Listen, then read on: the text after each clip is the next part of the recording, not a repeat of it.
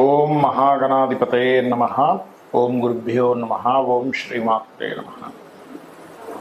అరుణాం కరుణాతరంగితాక్షీం ధృతపాశాంకుశపుష్పబాణచాపాం అనిమాదిభిరావృతాం మయూకైః అహమిత్యేవ విభావయే భవానీం. శ్రీమాత్రే నమః.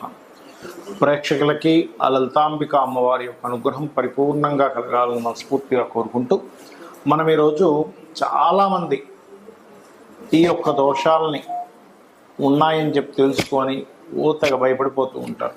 చాలా సింపుల్గా రూపాయి ఖర్చు లేకుండా మీరు ఇంట్లోనే ఉండి ఎలా చేసుకోవాలి, లేదు మేము సంపన్న పరులము అనుకుంటే ఎటువంటి పూజాది కార్యక్రమాలు మీకు మీరుగా చేసుకోవడమో లేకపోతే ఎవరినైనా పురోహితులను పిలిపించుకొని చేసుకోవడం ఎలా చేసుకోవాలి అనేటువంటి విషయాలని ఇప్పుడు మనం చెప్పుకోబోతున్నాం. అవి ఏమిటి అంటే, ఎందుకంటే చాలామంది అడిగారు నన్ను ఈ 5 అంశాలు ఒకే దాంట్లో కలిపి చెప్పండి, ఒక్కొక్కటి విడిగా కాకుండా. అందుకనే చెప్తున్నాను. ఒకటి సర్పదోషం. చాలా భయపడిపోతుంటారు. దీనిలో కాలసర్పదోషం అంటుంటారు, కానీ కాలసర్పదోషం జన్మజాతకానికి అప్లై చేయకూడదు. దేశకాల గోచారాలకి ఇది ఎక్కడా లేదు పరాశర దీంట్లో, గుర్తుపెట్టుకోండి. ఇక రెండవది పితృదోషాలు అంటే 3 అయ్యాయి. 4వది దేవతా శాపాలు, 5వది స్త్రీ శాపము. ఇప్పుడు ఈ స్త్రీ శాపం ఎలా వస్తుంది, వీటన్నిటికీ ఏమిటి అనేటువంటి విషయాలు చెప్తుంది నేనైనప్పటికీ కూడా చెప్పిస్తుంది సాక్షాత్ లలిత అమ్మవారిగా భావిస్తూ ఒక్కొక్క లగ్నం గురించి డీటెయిల్గా నేను మీకు చెప్తాను. అలాగే ఎండింగ్లో అసలు జాతకమే లేని వాళ్ళకి ఎటువంటి సిమ్టమ్స్ ఉంటాయి, ఆ సిమ్టమ్స్ని బట్టి మీకు ఇది ఉంది అని అర్థం చేసుకుని మీరు ఎలా చేసుకోవాలని కూడా చెప్తాను. ఇన్బిల్ట్గా స్త్రీ శాపం ఉన్నటువంటి లగ్నం ఏదైనా ఉంది అంటే అది పర్టికులర్గా ధనుర్లగ్నం గుర్తుపెట్టుకోండి. ఎందుకు అంటే 6th and 11th లార్డ్షిప్ వస్తుంది దానికి. జ్యోతిష్శాస్త్రంలో దానికి పర్టికులర్గా లార్డ్షిప్ ఏమొచ్చింది, ఆ లార్డ్షిప్ వచ్చింది అది పాజిటివ్గా మారుతుందా నెగిటివ్గా మారుతుందా అనేది పట్టుకోగలగాలి మనం. లార్డ్షిప్ వచ్చింది కానీ అది నెగిటివ్ వేలో వెళ్ళిపోతుంది, ఇబ్బంది వస్తూ ఉంటుంది, ఎక్కువ ఇబ్బంది వస్తూ ఉంటుంది. అందుకే చెప్తూ ఉంటారు ధనుర్లగ్నం వారికి శుక్రుడు మహాదశ లేదా అంతర్దశ వచ్చినా, శుక్ర రాశుల్లో ఉండే గ్రహాలు ఏదైనా ఉన్నా ఖచ్చితంగా ఇది ఇటువంటి ఇబ్బందిని క్రియేట్ చేస్తుంది అంటూ ఉంటారు. అందుకే శుక్రదశ లేదా శుక్రుడు రాశులు అంటే వృషభ రాశిలోనో తులారాశిలోని గ్రహాలు ఉంటే ఆ మహాదశల్లో వివాహ జీవిత భాగస్వామితో అనవసరం గొడవలు పెట్టుకోకూడదు. స్త్రీ శాపం యాక్టివ్ అవుతుంది, అక్కడ వివాహ దోషాన్ని ఇస్తూ ఉంటుంది, దూరం అవుతూ ఉంటారు. కానీ ఒక్కొక్కసారి మీరు కనుక దూరంగా ఉన్నారు పని కట్టుకొని, అంటే అలాగేదో జాబ్ రీత్యా వేరే ప్రాంతానికి వెళ్ళారు, అప్పుడు దోషం క్లియర్ అయిపోతుంది. ఇక్కడ ఏంటంటే గొడవ పెట్టుకొని నువ్వు దూరం అవుతావా, జాబ్ రీత్యా వృత్తిరీత్యా కొన్ని కారణాల వల్ల దూరంగా ఉంటావా, మీరు ఈ రకంగా కూడా సెట్ చేసుకోవచ్చు. అంటే ఏదో రకంగా ఎడబాటు అనమాట. అలాగే మాతృదోషం ఏర్పడేది మీకు పితృదోషాలు. మాతృదోషం అయితే లగ్నాధిపతి, అలాగే లగ్నాధిపతి వెళ్ళి పాడైన గురుచండాల యోగ సంబంధంగా సర్పదోషం ఏర్పడుతుంది. అప్పుడేంటి, మంచి నేమ్ అండ్ ఫేమ్ మంచిగా ఉన్నా కూడా బురద చల్లడం జరుగుతుంటుంది సొసైటీలో. మీకు ఇక్కడ ఇంత ధర్మంగా ఉంటే వీళ్ళంటారు ఇలా చేస్తున్నారు అనిపిస్తూ ఉంటుంది. అదేదో సినిమాలో ఎవర్రా మీరంతా అన్నట్టుగా అలా ఉంటూ ఉంటుంది. ఆ రకంగా మీరు ఈ గురువు పాడయ్యాడు, దిగంబర శ్రీ పాదవల్లభ దిగంబర లేదా దత్తాత్రేయుడిని ఆరాధించండి. ఖచ్చితంగా మీకు సర్పదోషం ఉన్నా సరే క్లియర్ అయిపోతుంది. మాతృదోషానికి కూడా ఇది పనిచేస్తుంది. కాబట్టి మాతృదోషం ఉన్న వాళ్ళకి అసలు మెడిటేషన్ చేయడము, తల్లితో ఎక్కువగా గొడవలు పడకపోవడము. ఇక్కడ మాతృకారకుడైన చంద్రుడికి అష్టమాధిపత్యం వచ్చింది కాబట్టి కాస్త వాటర్ ప్లేసెస్కి వెళ్ళినప్పుడు కూడా కాస్త జాగ్రత్తగా ఉండాలి. ఆ రూపంలో కూడా ఇస్తూ ఉంటుంది. అష్టమాధిపతి అయినందుకు కొంత బ్రీతింగ్ రిలేటెడ్ ఇష్యూస్ కూడా ఎదుర్కొంటుంటారు, అందుకే ధనుర్లగ్నం వాళ్ళు. అలాగే పితృదోషానికి కారకుడు పితృస్థానము చూసుకుంటే మనకి పంచమ స్థానం పితృదేవతలు అంటూ ఉంటారు. ఎందుకంటే మన నెక్స్ట్ జనరేషన్కి ఇచ్చేటువంటి వారు అంటే కుజుడు. అలాగే న్యాచురల్గా రవి అండ్ పితృస్థానాధిపతి రవి అవుతాడు ఇక్కడ 9th లార్డ్. సో కుజ రవి గ్రహాలు చూసుకున్నట్లయితే ఏమైనా దోషం ఉన్నాయా అది సెట్ చేసుకుంటే మీకు పితృదోషం పోతుంది, ఏం కంగారు పడక్కర్లేదు. అలాగే ఇక్కడ దేవతా శాపం కూడా కుజుడు పాడైతేనే వస్తుందండి. అప్పుడు ఏం చేయాలి, ఏదైనా నరసింహస్వామి ఆంజనేయ స్వామి ఆలయానికి వెళ్ళి అక్కడ మీరు సేవ చేయండి. ఏదైనా ప్రసాదం పంచిపెట్టడమో, అక్కడ ఏదైనా క్లీన్ చేయడమో, అక్కడ వాళ్ళకి ఏదైనా కావాలంటే మీరు వెళ్ళి తీసుకొచ్చి ఇవ్వడము, అక్కడ ఏదైనా సేవ, మీరు ధనమే పెట్టాల్సిన అవసరం లేదు. వాళ్ళకి ఏదో కావాలి ఏదో అందించడము, అక్కడేదో చేసుకోవడము, అలాంటివి చేస్తూ ఉంటే ఖచ్చితంగా మీకు దేవతా శాపం అనేది పోతుంది. దీంతోపాటు స్త్రీ శాపం మనం ముందే చెప్పుకున్నాము, శుక్రుడు 6th లార్డ్ వచ్చాడు కాబట్టి దీనికి శ్రీమాత్రే నమః అనే మంత్రం అద్భుతంగా పనిచేస్తుంది. మరి జాతకం లేదు కానీ నాకు ఏదో దోషం ఉందని అనిపిస్తుంది అన్నప్పుడు సిమ్టమ్స్ ఏంటి? మొట్టమొదటిగా మనం సర్పదోషాన్నే తీసుకుందాం. సర్పదోషం యొక్క సిమ్టమ్స్ ఎలా ఉంటాయంటే, మీరు ఎంతో ప్రయత్నం చేస్తుంటారు, ఎంతో మంచి వాళ్ళు అయి ఉన్నా కూడా చాలామంది అంటుంటారు, చూడండి నేను ఎవ్వరికీ అన్యాయం చేయలేదండి, కానీ ఎందుకు నాకు ఇలా ప్రతికూలంగా ఉంది, నేను ధర్మంగా ఉన్నాను, దేవాలయాలకు వెళ్తున్నాను, నిత్య పూజ చేసుకుంటున్నాను, నిత్య దీపారాధన చేస్తున్నాను, గాయత్రి చేస్తున్నాను, ఎందుకు అనుకూలించట్లేదు అంటుంటారు. అంటే మీకు కాలం అనుకూలించట్లేదు, దాన్ని కాల సర్పదోషము అంటారు. అయితే ఈ కాల సర్పదోషము దేనికి? అందరూ అనుకునేది ఉట్టి కాల సర్పదోషం కాలానికి. అంటే ఏంటి? ఈ దేశంలో మనకి వానలు వర్షాలు వస్తాయి, తుఫాన్లు వస్తాయి, ఇలాంటి వాటికి చెప్పడానికి. కానీ ఈ కాలసర్ప యోగంలో ఉన్నప్పుడు మీకు ఎఫెక్ట్ ఉంటుందా అంటే, దేశకాల పరిస్థితులు మనకు చూడండి, కరోనా వచ్చింది, జనరల్గా అందరికీ ఎఫెక్ట్ ఉంటుంది. అప్పుడు మీ ఒక్కరికని కాదు, కాలసర్ప దోషం అనేది అందరికీ ఎఫెక్ట్ ఇచ్చేది. ఇది కాలంలో ఏర్పడినప్పుడు తుఫాన్లని ఇవన్నీ సర్పదోషం ఉంది. అప్పుడు ఏమవుతుంటుందంటే, మీకు ఎప్పుడు ఎక్కడో దగ్గర ఒక శత్రువు, ఒక ఈర్షపడేవాడు, మనం అంటే నచ్చనివాడు, మనం ఎంత ధర్మంగా ఉన్నా సరే నచ్చనివాడు, ప్రతి దాంట్లో ఇన్వాల్వ్ అయిపోయి వాడు మనల్ని ఒక సర్పంలాగా మనల్ని ఎప్పుడు అక్కడి నుంచి తొలగిద్దామా అని మన మీద ప్లాన్ చేస్తూ ఉంటాడు. అదేంటంటే మనం పూర్వజన్మలో చేసిన కర్మ. ఎప్పుడైనా గుర్తుపెట్టుకోండి, మనకి ఒక జరుగుతుంది అంటే అది పాస్ట్ లైఫ్లో మనం చేసుకున్న కర్మ ఆ రూపంలో ఆ వ్యక్తిలోకి ఎంటర్ అయి ఇస్తుంది. అలా కాదండి, మన కర్మ కాదు, వాడే కావాలని చేస్తున్నట్టు వాడు కొత్త కర్మని క్రియేట్ చేసుకుంటున్నాడు. అది మనం అర్థం చేసుకొని నిత్య దీపారాధన, రావి చెట్టు చుట్టూ ప్రదక్షిణం చేసి వాటికి పసుపు కుంకుమ గంధం చేయడం. లేదంటే మేము బాగా సంపన్న పనులు, మాకున్న సర్పదోషం క్లియర్ అవ్వాలి అంటే నవనాగశాంతి చేసుకోవచ్చు. చేసుకున్నట్లయితే ఖచ్చితంగా అది క్లియర్ అవుతుంది, అందులో ఎటువంటి సందేహం లేదు. మంచి పురోహితులు ఉంటే వాళ్ళ చేత చెప్పి చేయించుకోండి.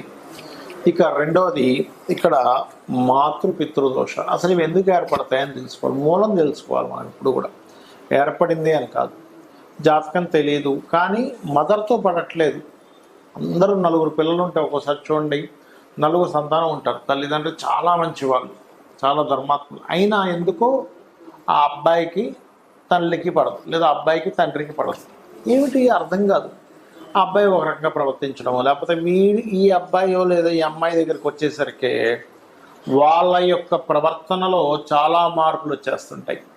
ఏమిటి ఇలా మార్పులు వచ్చేస్తున్నాయి అని అనిపిస్తూ ఉంటుంది.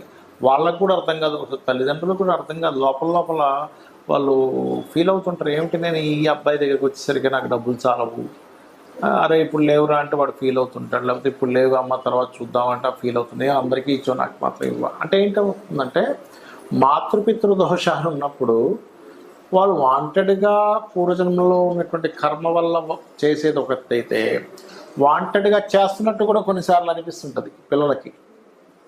కాబట్టి ఇదంతా ఎందుకు జరుగుతుంది? తల్లిని పూర్వజన్మల్లో ఏదో ఇబ్బంది పెట్టాడు, అది ఈ కర్మ ఈ జాతకుడు కావచ్చు, జాతకురాలు కావచ్చు అనుభవించాలి. అలాంటప్పుడు తెలియక చేసే పిచ్చి పనులు ఏంటంటే, మళ్ళీ తల్లితో మళ్ళీ ఫైట్ చేస్తూ ఉంటాడు. దూరంగా ఉండండి. దూరంగా ఉండంటే ఆవిడ వదిలేమని కాదు, ఏమన్నా సరే సైలెంట్గా ఓకే అమ్మ రైట్, మీ పని మీరు చేసుకోండి, శ్రీమాత్రే నమః అనుకుంటూ ఉండండి. ఖచ్చితంగా క్లియర్ అవుతుంది సమస్య అనేటువంటిది. లేదా మెడిటేషన్ చేసుకోండి, అమ్మవారిని పట్టుకోండి, అమ్మ నేను ఏదో పూర్వజన్మల్లో తల్లిని ఏదో ఇబ్బంది పెట్టుకుంటాను, చికాకు పెట్టుకుంటాను, చాలా నా వల్ల బాధపడి ఉంటుంది, ఈ జన్మలో అందుకే నాకు ఈ కర్మ ఈ రూపంలో వచ్చింది అని అనుకొని ఏమీ అనకుండా మీ పని మీరు చేసుకుంటూ వెళ్ళండి. ఒక్కోసారి అత్తగారి రూపంలో కూడా వస్తుంది, కాకపోతే అది కొంచెం దశమ స్థానము చతుర్థ భావాలు కూడా పాడవుతాయి అక్కడ.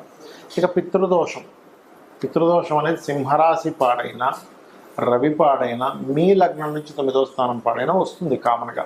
అయితే ఇక్కడ మీకు ఎలా ఉంటుందంటే, తండ్రి పాపం ఏదో మీకు ఫేవర్ చేద్దామంటుంటే గొడవ వస్తుంటుంది, మీరేదైనా చేస్తుంటే తండ్రి ఒప్పుకోడు. అది ఎలా ఉంటుందంటే, తండ్రి రూపంలో కొంత వస్తుంది. కొన్నిసార్లు మనం ఎన్ని ప్రయత్నాలు చేస్తున్నా పితృదేవతల అనుగ్రహం ఉండదు అక్కడ. ఎందుకు అంటే ఎక్కడో పితృదేవతల యొక్క లైన్ కట్ అయిపోయింది మీ వంశంలో. కట్ అయిపోయినప్పుడు ఏమవుతుంది, దాని సిమ్టమ్స్ ఎలా ఉంటాయంటే సంతానం సరిగ్గా లేకపోవడము, తక్కువ ఏజ్లోనే మరణాలు జరగడం. చూడండి, కొంతమంది అంటుంటారు, మీరు చూస్తే కనుక ఏమిటోనండి మా ఇంట్లో 40-45 ఏళ్ళ కంటే ఎక్కువ బతకట్లేదు మగపిల్లలు, తీరా చూస్తేనేమో పిల్లలేమో అనాథలుగా అయిపోతున్నారు. బికాజ్ ఆఫ్ మీకు ఉండేటువంటి పూర్వజన్మ కర్మల్ని తీసేటువంటి శక్తి దేవతలకి పితృదేవతలకి ఉంటుంది. అంటే పూర్తిగా తీసేయడం అని కాదు, దాని నుంచి ఒక రక్షణ కవచంగా నిలబడుతుంది వాళ్ళ యొక్క ఆశీర్వాదం అనేటువంటిది. కాబట్టి ఇక్కడ ఏమవుతుందంటే ఈ యొక్క కాంబినేషన్స్ ఎప్పుడైతే ఇలా ఉన్నాయో మీకు ఇబ్బంది వస్తూ ఉంటుంది. అప్పుడు కూడా ఏంటి, తండ్రితో ఫైటింగ్ చేయడం, తండ్రి ఏదో ఇవ్వకపోవడం, నలుగురికి ఒకలాగా మీకు ఒకలా చేయడం, ఇలాంటివి జరుగుతూ ఉంటాయి. ఎందుకంటే అక్కడ నుంచి దోషం ఉంది, యోగం లేదు. ఇక్కడ మనం అర్థం చేసుకోవాల్సిన విషయం ఏంటంటే అక్కడ దోషం ఉంది, యోగం లేకపోవడం వల్ల, దోషం వల్ల రావట్లేదు, యోగం ఉండుంటే వచ్చేది అని మీరు అర్థం చేసుకోవాలి. దానికి సింపుల్గా నేను ఇందాక చెప్పినట్టుగా నిత్య పితృతర్పణాలు లేనట్లయితే అమావాస్య నాడైనా సరే పితృదేవతలకి పరంగా మీరు వాళ్ళ కోసమని స్వయం పాకం ఇవ్వడము. అంటే బియ్యము, 2 రకాల కూరగాయలు, పప్పు, ఉప్పు, మిరపకాయలు ఇవన్నీ కలిపిస్తారు. అంటే వంట సామాగ్రి ఏవైతే ఉందో అదంతా కూడా ఇస్తారు. అలా ఒక బెండకాయ, ఒక వంకాయ ఇస్తే పాపం వాళ్ళకి సరిపోదు, వాళ్ళు పాపం బాధపడతారు. అది. ఇక దేవతా శాపాలు అసలు ఎందుకు వస్తాయి అంటే అందరూ ఏమనుకుంటారు, పూర్వీకుల్లో ఎవరో గుడిలో ఏదో చేశారు, విగ్రహం ఎత్తుకుపోయారు మురారి సినిమాలలోగా అని అనుకుంటారు. కాదు, అది చాలా పెద్ద దోషం. అది తప్పని కాదు నా ఉద్దేశంలో. కానీ ఇక్కడ ఏమిటి అంటే మీ యొక్క పూర్వజన్మల్లో లేకపోతే ఈ జన్మల్లో కూడా ఇంట్లో చేసేటువంటి అగ్నితో చేసేటువంటి దోషాలు కొన్ని ఉంటాయి. అంటే స్నానం చేయకుండా వంటగదిలోకి వెళ్ళడం, స్త్రీలు బయట చేరినప్పుడు వంటగదిలోకి వెళ్ళడం, ఇవన్నీ కూడా కొంతవరకు అగ్నిదేవుడికి సంబంధించిన శాపాలు. కొంత సర్పదోషాలు కూడా వస్తాయి వాటి వల్ల. అలాగే దేవతా సంబంధించినటువంటి విషయంలో కొంతమంది చూడండి, కొన్ని ఎండోన్మెంట్ డిపార్ట్మెంట్స్లో ఉంటూ అక్కడ సొమ్ముని తినేయడం, లేకపోతే దేవుడు మాన్యాన్ని అంటే భగవత్ సంబంధించిన ఆలయానికి సంబంధించినటువంటి భూములు ఉంటే వాటిని జాగ్రత్తగా వాళ్ళు కైవసం చేసుకుని వాటిని వాడేసుకోవడం, అది చాలా పెద్ద దోషం. అదేంటంటే ఒక వంశాలను నాశనం చేసేస్తుంది, గుర్తుపెట్టుకోండి. అస్సలు పొరపాటును కూడా, అసలు మీకు దానం ఇస్తేనే, ఎవరైనా భూమి దానం ఇచ్చారనుకోండి, పురోహితులకి ఎవరికైనా బ్రాహ్మణులకి ఇవ్వాలి, ఏదో కుజదోషం ఉంది అని భూదానం ఇచ్చారు అంటే, కుజదోషం ఉంటే అందరూ ఇవ్వాలని కాదు, 4వ స్థానం పాడే ఇస్తారు కోసం. అప్పుడు ఆ తీసుకున్నటువంటి బ్రాహ్మణుడు, పురోహితుడు ఎవరైతే తీసుకుంటే, పురోహితుడు అనుకోండి, ఇంకోరు అనుకోండి, గాయత్రి చేయాలి. కొన్ని లక్షల కోట్ల గాయత్రి చేస్తే కానీ అది బరాయించే శక్తి రాదు. లేనట్లయితే ఏమవుతుందంటే అది ఎన్ని రేణువులు ఉన్నాయో అన్ని జన్మలు నరకం అనుభవిస్తారట. అంటే గాయత్రి భూదానం అంటే అంత ఈజీ కాదు. భూదానము, సువర్ణదానం ఇలాంటివన్నీ ఇవేవో నవగ్రహాలకు ఇచ్చే చిన్న దానాలు లాంటివి కాదు. అందరూ సరదాగా తీసేసుకుంటారు, సువర్ణదానం అండి ఇచ్చేసేయండి అని, అంత ఈజీ కాదు. కాబట్టి దీనికి మరేమిటి అంటే ఓం హరనేత్రాగ్ని సందగ్ధ కామ సంజీవన ఔషధి అనే మంత్రం చేసుకోండి. ఇక ఆఖరిగా స్త్రీ శాపం. ఏమీ లేదు, ఇక్కడ స్త్రీని ఇబ్బంది పెట్టాడు జీవుడు, వస్తుంది ఆ దోషం ఆ రూపంలో వస్తుంది. అందుకని మీరు ఎక్కడికి వెళ్ళినా, మీ జాతకం లేకపోయినా మీకు సిమ్టమ్స్ ఏం అర్థమవుతుంటాయి అంటే, ఎక్కడికి వెళ్ళినా చిన్నప్పటి నుంచి కూడా ఒక స్త్రీ మూలకంగానే మీరు ఇబ్బంది పడుతూ ఉంటారు. అది పక్కింట్లో ఆడపిల్ల కావచ్చు, మీ ఇంట్లో ఉండే ఆడపడుచులు కావచ్చు, లేకపోతే మీ అత్తగారు కావచ్చు, ఎవరైనా కానీ, లేకపోతే మీకు సొంత చెల్లి కావచ్చు, సొంత భార్య కావచ్చు. ఎక్కువగా భార్య రూపంలో వస్తుంది స్త్రీ శాపం ఎక్కువగా. అందుకే లేదా వివాహ రూపంలో వస్తుంది కొంతమందికి.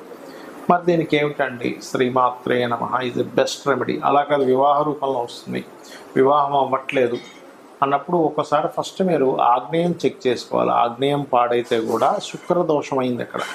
శుక్రుడు స్త్రీ కారకుడు కాబట్టి ఇబ్బంది వస్తుంటుంది. అలాంటప్పుడు మీరు చేయవలసింది ఓం శ్రీమాత్రే నమఃతో పాటు, వివాహం అవ్వట్లేదు అనుకున్నప్పుడు ఓం కామేశబద్ధ మాంగళ్య సూత్ర శోభిత కందరాయ నమః. ఒక్కోసారి వివాహం అయ్యి కొన్ని ఇబ్బందులు పడుతూ ఉంటారు. అలాంటి వారు ఓం శివకామేశ్వరాంకస్త శివా స్వాధీన వల్లభాయ నమః. లేదంటే అప్పులు ఉన్నాయండి, సర్పదోషం వల్ల నాకు అప్పులు అయిపోయి చెప్తున్నారు అన్నప్పుడు ఓం అపర్ణాయ నమః.